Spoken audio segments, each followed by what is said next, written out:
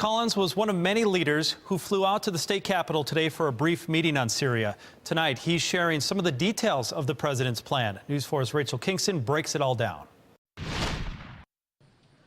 The main thing today that we learned certainly was, with a high level of confidence, the Assad regime was behind the chemical attack on civilians that killed 1,400 civilians on August 21st.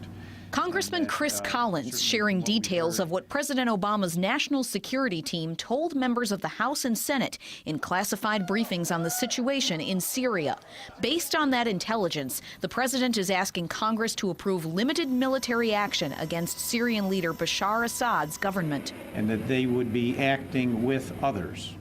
So certainly over the next, I'll call it week and a half to 2 weeks, we'll have to decide and find out more about who others are. Israel and Jordan are urging a military response, but so far the United Nations is not on board. All weekend, anti-war demonstrators have been condemning any idea of the U.S. getting involved. We need to let certain countries work things out for themselves and peacefully intervene if necessary.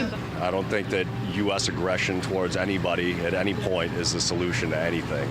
They fear Syria will turn into another Iraq or Afghanistan, even though the president says a limited military response would not involve sending troops into Syria. What does that mean? Well, and I would ask the same question, and clearly what we've been told is these would be missile strikes, drones, and/or cruise missiles, or whatever that would happen to be, targeting particular military sites. But not everyone is convinced the Assad regime really carried out the chemical attacks. The rebel forces actually had more to gain than to lose by it, so I'm very curious to see what comes back from the UN inspectors.